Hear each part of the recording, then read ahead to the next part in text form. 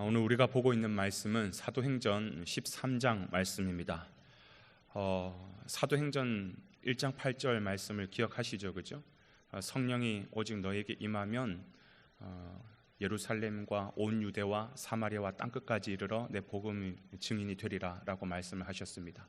그래서 어제까지 본 그 말씀으로 본다면 복음이 예루살렘과 온 유대와 사마리아까지 이렇게 퍼지는 그런 이야기로 진행이 되다가 오늘 13장부터는 말 그대로 땅끝까지 이제 복음이 전파되는 그 시작점에 지금 와 있는 것입니다.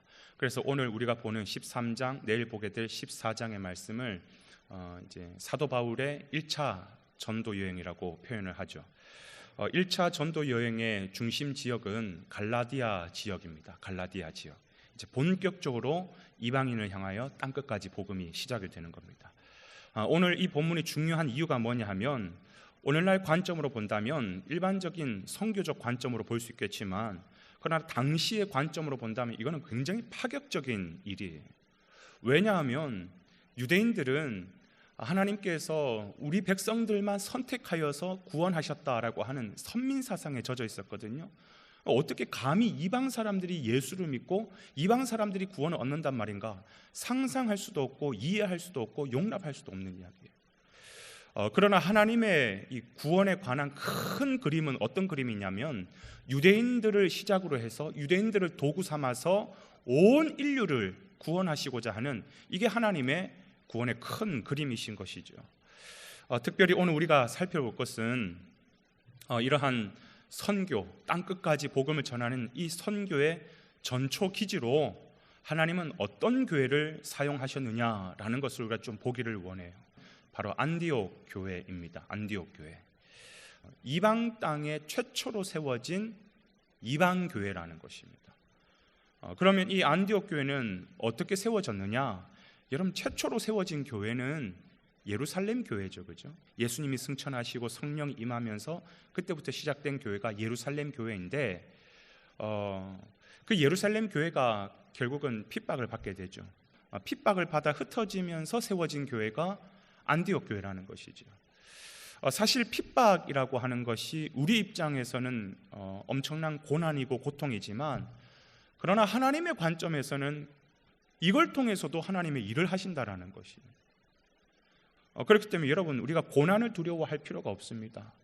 우리가 날마다 점검하고 우리가 검사를 해야 되는 것은 뭐냐면 내가 고난 안에 있느냐, 그걸 묵상하는 것이 아니라 고난 안에 있다 하더라도 내가 주님의 손 안에 있느냐, 전능하신 하나님의 손 안에 있으면 내게 지금 당하는 이 고난도 하나님은 하나님의 일을 하시는 도구로 사용하신다라는 것이에요. 어쨌든 이 안디옥 교회가 선교 사역에 힘있게 쓰임받을 수 있었던 비결은 뭐냐? 바로 그 고난 가운데 있었지만 결국 이 안디옥 교회는 주님의 손에 붙들려 있었기 때문에 귀하게 쓰임받을 수 있었죠. 그렇기 때문에 이 주님 앞에 쓰임받는 비결, 오늘 그 세 가지를 우리 함께 살펴보기를 원합니다. 주님 안에서 쓰임받는 것, 첫 번째는 일치의 정신이 있어야 된다는 거예요. 하나됨의 정신이 있어야 하나님 앞에 쓰임 받는다라는 것입니다. 왜 하나님께서는 예루살렘 교회가 아닌 안디옥 교회를 사용하셨을까? 여러분, 예루살렘 교회를 한번 보자면 예루살렘 교회는 아직까지는 예수를 믿어야지, 그러나 예수를 믿는데 우리 유대인이 예수를 믿어서 구원을 받지 이방인들은 예수 믿어서 구원받는 게 아니야 라는 복음에 대한 메시지는 분명히 있지만, 예수에 대한 메시지는 분명히 있지만 율법의 테두리 안에 갇혀 있어요. 그러다 보니까 유대인과 헬라인, 유대인과 이방인을 따로 구별했습니다. 그런데 안디옥 교회는 그 구성원이 어떠냐 보니까 여러분 13장 1절 한번 보십시오. 거기에 보면 니게르라 하는 시므온과라는 표현이 났어요. 이 니게르라는 그 단어의 어원에서 우리가 알 수 있는 걸 뭐냐면 이 사람은요, 출신이 뭐냐? 흑인입니다. 흑인.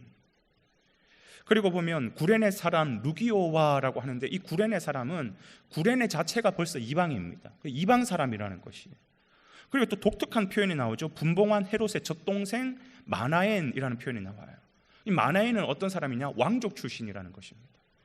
안디옥 교회 구성원을 이렇게 보면 유대인만 있는 것이 아니라 굉장히 다양한 신분이 있다는 것을 알 수 있죠.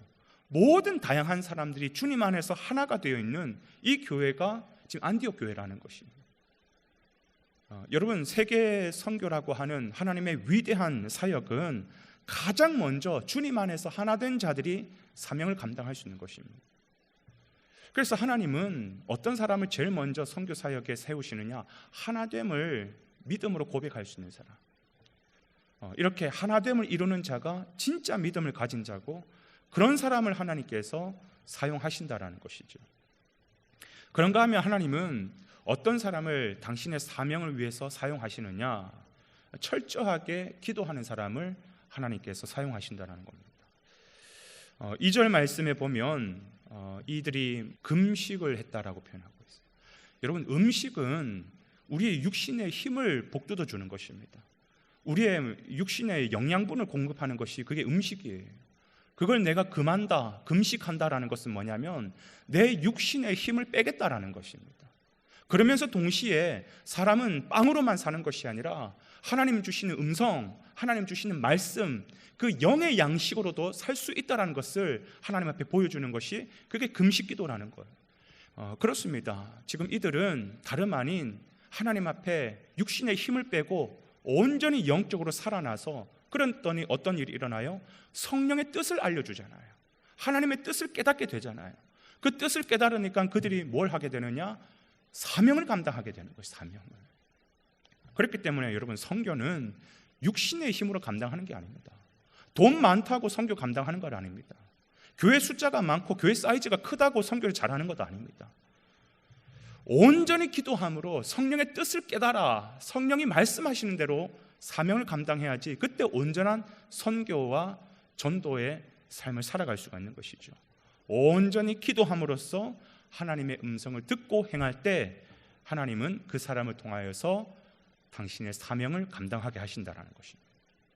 마지막 세 번째로 하나님은 어떤 사람을 당신의 사명을 위해서 사용하시느냐? 헌신의 마음이 있는 사람이에요. 헌신의 마음이 있는 사람. 여러분, 3절 말씀에 보면 어떤 내용이 나오냐면 안디옥 교회가 바나바와 또 바울을 파송하게 됩니다. 근데 사실 안디옥 교회 입장에서 보면 이 바나바와 바울은요, 그들 교회가 세워질 수 있었던 신앙적 토대와 같은, 초석과 같은 사람이에요. 너무 중요한 사람이에요. 근데 그들을 기꺼이 다른 선교지를 위하여서 파송했다라는 거예요. 안디옥 교회 입장에서 보면 인적 자원의 손해를 보는 거잖아요. 너무 중요한 사람인데 파송해야 된다? 아예 다른 사람 보내면 되지, 바나바와 바울은 절대 안 됩니다. 그렇게 욕심 부릴 수 있는데 성령께서 깨닫게 해주시고 성령께서 따로 세워라, 보내라고 하니까 기꺼이 그것을 헌신하는 마음으로, 예, 하나님, 당신의 뜻이 그렇고 당신의 영광을 위해서라면 우리 교회가 그게 손해라고 하지만 그 손해를 통해서도 하나님은 하나님 일하실 줄을 믿습니다. 기꺼이 헌신하는 거예요. 기꺼이 드리는 거예요.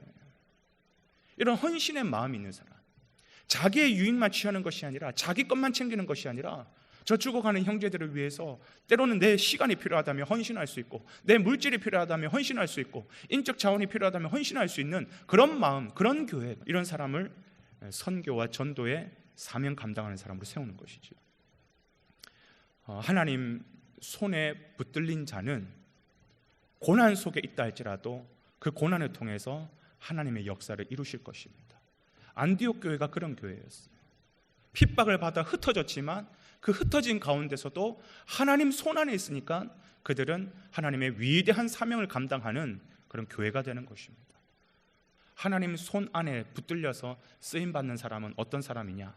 첫 번째, 하나됨의 정신이 있어야 된다라고 말씀드렸어요. 두 번째는 철저하게 기도하는 자라고 말씀을 드렸어요.